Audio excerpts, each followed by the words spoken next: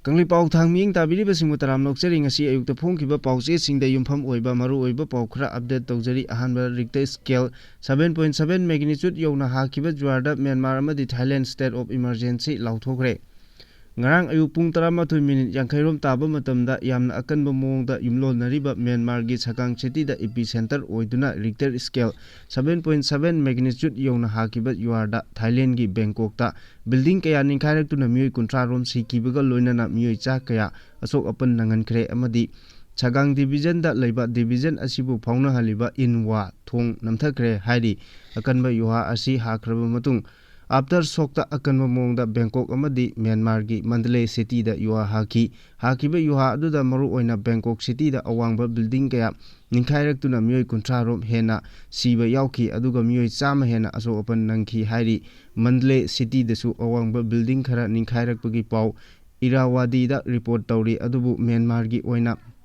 misi mina kaya yamna yaubage haibagi chapchaba pau phangba ngamdri amaromda ngarang ayu hakiba yuha aduna maram oiraga Bangladesh amadi Bharat ki awang nongpok thangba state singdasu mayai oirap oina yuhar haki adubu asok apan atek akai gi paudi hauji phawba leitri Myanmar gi Chakang city gi leimaidagi kilometer 10 luba mafamda epicenter oikiba yuhar asina maram oiraga Thailand gi Bangkok amasung Myanmar gi Mandalay da state of emergency sing mari leinaba government ki authority singna lauthokibaga loinana yuharna atek akai thogan khaba building singi mafam singda lanmi amadi disaster management ki team singna mi kanbagi thabak leptana chathari haina agency ki pau singna phongdorakli akanba hakiba yuhar adugi makha tarakpa pauda ngarang ayuk pung 13 minute yankairom tabada Richter scale magnitude 7.7 yawna hakiba yuharna Myanmar da miyoi kunrom laikhidabaga loinana Manipur da su yuha harba adugi safu chawna phangkhre United States Geological Survey gi report matung inna yuha harba adugi after shock oina magnitude 6.8 yawna amuksu yuhar haki adum oinamak hauji phawba tsunami gi warning issue tawkiba paudi leitri Myanmar gi Chakang tisi lomdagi awang nungsup lomda kilometer 13 lom chatlaga leiba mafam amagi leimaidagi kilometer 10 rom luna leiba mafam amada epicenter oiraga hakiba yuhar adugi sapu Thailand phawba yoki hairi thodo aduna maram oiraga Bangkok ki metro amadi rail service khara suspend tawkre Thailand gi prime minister Paetongtarn Shinawatra na hiram asigi matangda kudaki oiba mifam ama kauduna Bangkok ta emergency lauthokre China gi Yunnan province tasu yuha haba adugi safu phangki China architect network center na piba report amagi matung ina mafam aduda magnitude 7.9 yawna yuar haki yuar haba adugi safu Bangladesh ki Chadonggram West Bengal gi Kolkata amasung Manipur gi mafam kayada su phangki yuar haba gi thodo aduna tongan ba lebak kayada amang ata kaya thokibagi video footage kaya social media da paktaknana thadok narakpa thengnari Thailand gi Bangkok ta leiba private residence amagi mathakta saba swimming pool amadagi ising haitharaktuna chawna khudong chadaba mayoknaki amaromda Bangkok ki church ta leiba saba loidiba building amada thabak suduna leiba miyoi nipu humdoi building ama ningkhairakpadagi thorakpa ngamdana leiri hairi amaromda Myanmar da leiba Irrawaddy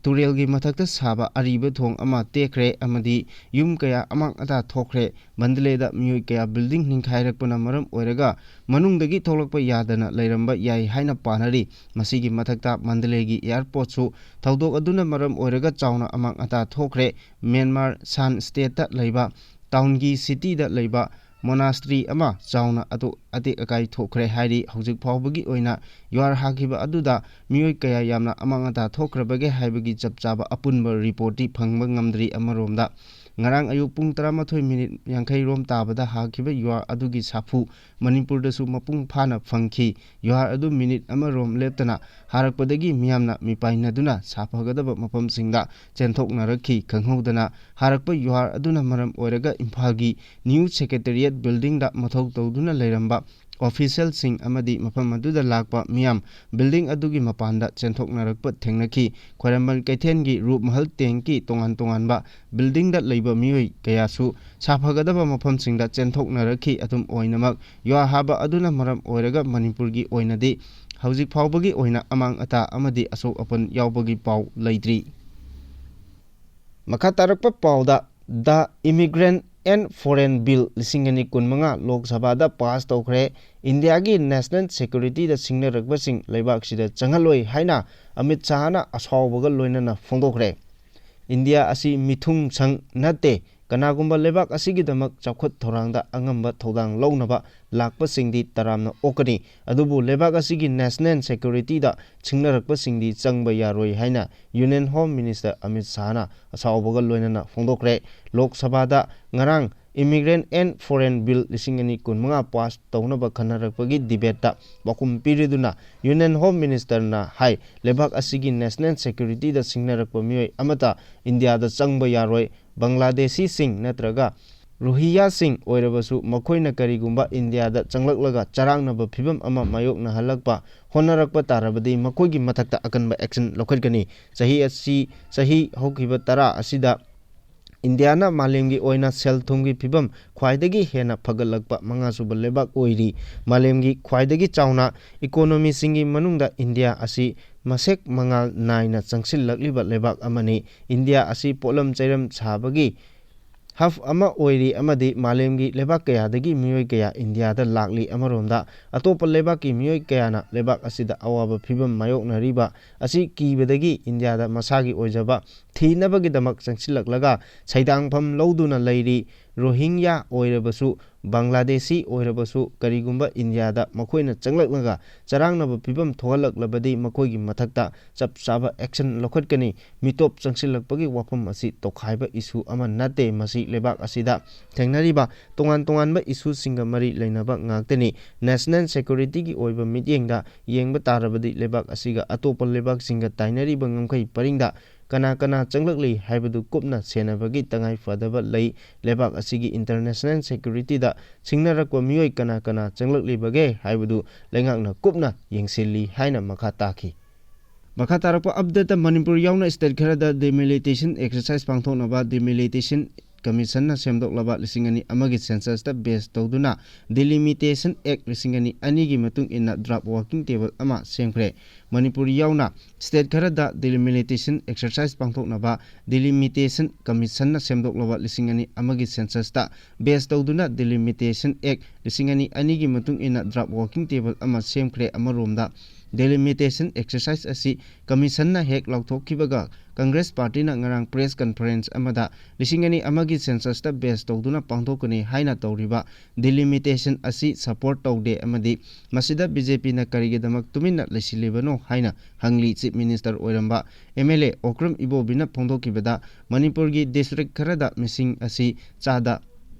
chani kun wangba yauri haina phongdokhiba laikhrabani ningsingba yai delimitation act lisingani anigi amadi lisingani amagi census ta base tawraga India pumbagi oina delimitation haibadi parliamentary amadi assembly sitsing adjustment tawnaba semkiba act amani delimitation asina khwaidagi hena sohangani haina panariba state asi Manipur ni karigumba Manipur da delimitation exercise asi torokpa tarabadi Manipur da singi district ta Scheduled Tribe Assembly Constituency asi seat ahum hengatkani amadi tampaki district tagi General Assembly Constituency ahum hanthaba tabani haiki phibamasi yenglaga lisingani mangagi September 18 Chief Minister Okram Ibobi Singhagi matamdugi government ki cabinet meeting ama famduna matam adugi central government amadi delimitation commission na hauzik leiriba assembly constituency singi structure kaidana adum thambinaba haikiba laikre maramdi karigumba Manipur da lisingani amagi census ta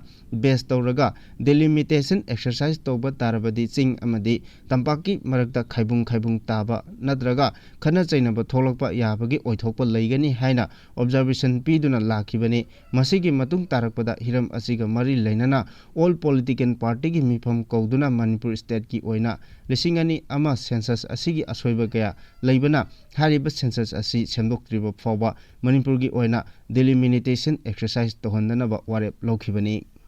makha tarpa atopa update amada sajibu nongma panba cherauba numit tanaba numit thoklabasu tekta kaidana pangthoknaba laithau pangthoklagani haina kangjia mangangna phungtokre Tha asigi kunthra nongmaijing numita pangthokadoriba sajibu nongma panba chairauba numit asi tanaba numit thoklabasu tekta kaidana pangthokpa yanaba sana konung utra sanglena laithau pangthoklagani miyamna pukning leitana chairauba pangthokpiyu haina sana konung utra sanglengi maichou puren Professor Ngariambam Kajiang Mangangna Phongdorakli hiram asiga mari leinana ngarang sana konung utra sanglenda sana konunggi phamnaibasing yauna pangthokiba paugi mifam amada wafam asi phongdokladuna mahakna makhatana hai chahi amagi manungda amungtang pangthokpa Chajibu nongma panba chairauba asi handak chahigi oinadi tatnaba numita thokle tatnaba numita pangthokpa thorom amadi laithau pumnamak mahei leiroidaba ama oibana miyamda nungnangba ama poknari masi koknaba chana konung utra sanglena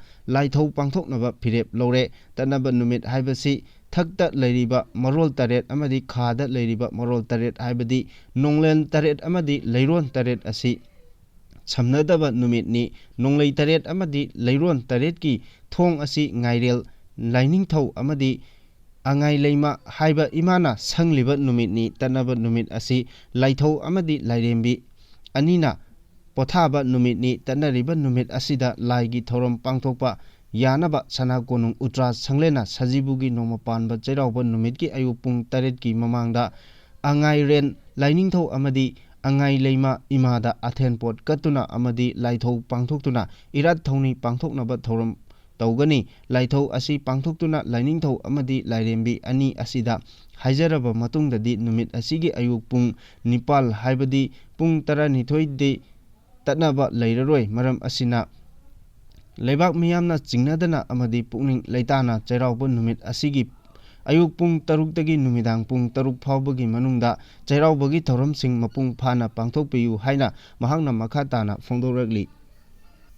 Makatarakpa update MP Lesemba Chana Jaubana Manipurgi yellow furup singbu protection pibi naba house ki puning singsin khre MP Chana Jauba Lesembana parliament ki 0 hour da sensitive border state oiriba Manipurgi yellow furup singi protection pibi naba house ki puning singsin khre MP Chana Jaubana Rajya Sabha ki attention draw tawduna hai Manipur state ta chauna demographic imbalance thoktuna Manipurgi asengba yellow furup sing masagi state maktada yamna waba mongda leiriba asi athuba matamda positive oiba measurement sing lokhat piduna protection piba yamna mathau tai thengnariba kudong chadaba sing asi mathong maram khangdana Kangpokpi Teknopal Chanden Churachandpur amadi Ferjol district singda 1968 dagi 2013 phawbada lingkhalakliba anoba khulsing asina tohanmani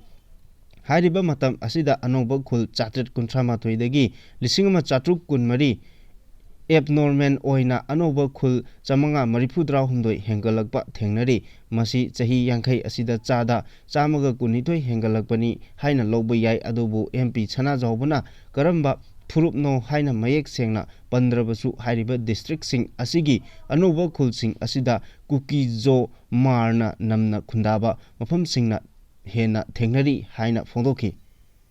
Pakatarakpa update hojik delimitation tawrabadi illegal immigrants sing asi India gi citizen oikragani haina Mahesor Thonaujamna phongdorakli kumja lising ama chamapan yakhai matoida base year oiba National Register of Citizen NRC loiraba matung Manipurda delimitation chathabiyu haina Union Minister Ramdas Athawalena Home Minister Amit Shahada aiba cherol pisinkre hojik delimitation tawrabadi illegal immigrants sing asi India gi citizen oikragani haina Mahesor Thonaujamnasu phongdorakre kumja lisingani amada tawkiba Manipurgi census report ta laikiba chayet naba kayana Manipurda chang manadaba mawongda missing khanghen hengatkhiba kaya adugi akupa marol suna yawba chirol ama Mahesor Thonaujamna Union Minister Ramdas Athwale da bisin khibaga loinana hiram asigi matangda mamut tana khanaraba matung Union Minister Ramdas na Manipurgi delimitation gi process asi matam khara lepi kho haina Union Home Minister Amit Shah da aiba chirol pisin khibani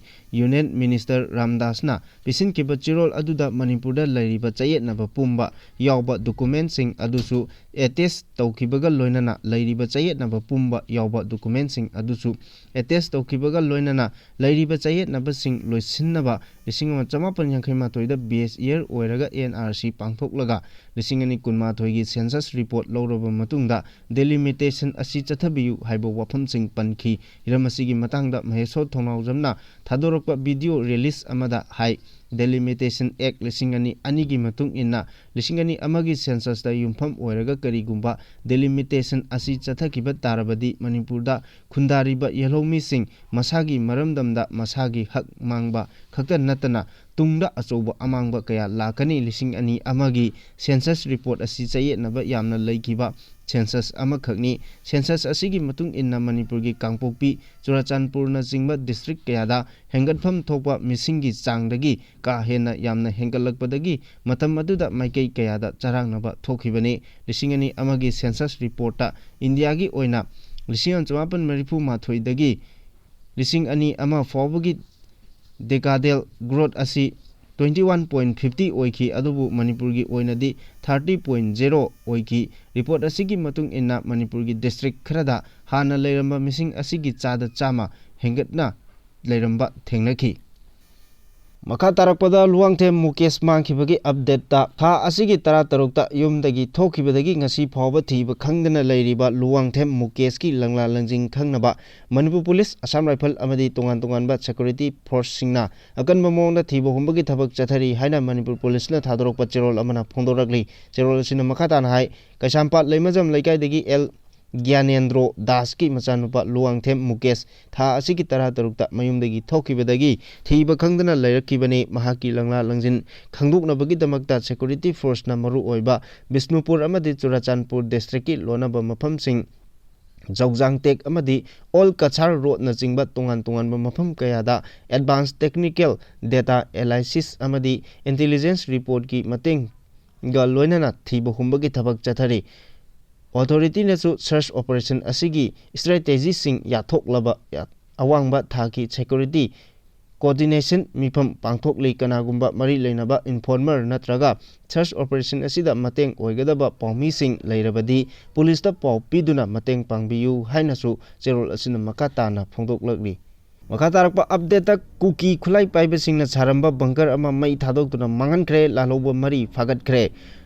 ꯉꯔꯥꯡ ꯀꯥꯡꯄꯣꯛꯄꯤ ꯗꯤꯁꯇ꯭ꯔꯤꯛꯀꯤ Kangchup police ꯁ꯭ꯇꯦꯁꯟꯅ ꯀꯣꯟꯕ Poland ꯑꯦꯔꯤꯌꯥꯗ ꯁꯥꯔꯝꯕ bunker ꯑꯃ ꯊꯨꯒꯥꯏꯔꯕ ꯃꯇꯨꯡ ꯃꯩ ꯇꯨꯝꯅ ꯊꯥꯗꯣꯛꯇꯨꯅ ꯃꯥꯡꯍꯟꯈ꯭ꯔꯦ ꯍꯥꯏꯔꯤ꯫ ꯑꯃꯔꯣꯝꯗ ꯈꯣꯡꯖꯣꯝ ꯄꯨꯂꯤꯁ ꯁ꯭ꯇꯦꯁꯟꯒꯤ ꯃꯅꯨꯡ ꯆꯟꯕ ꯂꯪꯊꯕꯥꯜ ꯈꯨꯅꯧ ꯑꯦꯔꯤꯌꯥꯗ ꯆꯠꯊꯈꯤꯕ ꯀꯦꯁꯤꯄꯤ ꯇꯥꯏꯕꯪꯉꯥꯟꯕ ꯀꯦꯗꯔ 2 ꯑꯣꯄꯔꯦꯁꯟ ꯑꯗꯨꯗ ꯐꯥꯒꯠꯄ ꯉꯝꯈ꯭ꯔꯦ꯫ ꯐꯥꯔꯕ ꯃꯤꯑꯣꯏ 2 ꯑꯗꯨꯗꯤ ꯋꯥꯡꯉꯨ ꯑꯍꯜꯂꯨꯞ ꯃꯌꯥꯏ ꯂꯩꯀꯥꯏꯗꯒꯤ ꯂꯣꯏꯇꯣꯡꯕꯝ ꯕꯣꯌꯥꯏ ꯁꯤꯡ ꯆꯍꯤ 95 ꯑꯃꯗꯤ ꯆꯨꯔꯥꯆꯥꯟꯄꯨꯔꯗꯒꯤ ꯍꯧꯖꯤꯛ ꯑꯣꯜ ꯗꯤ.ꯁꯤ. ꯑꯣꯐꯤꯁ ꯕꯤꯁꯅꯨꯄꯨꯔꯗ ꯂꯩꯕ ꯈꯨꯃꯟꯊꯦꯝ ꯙꯅꯕꯤꯔ ꯁꯤꯡ ꯑꯦꯂꯥꯏꯁ ꯅꯥꯎꯕꯤ ꯆꯍꯤ 19 ꯀꯧꯏ ꯍꯥꯏꯔꯤ꯫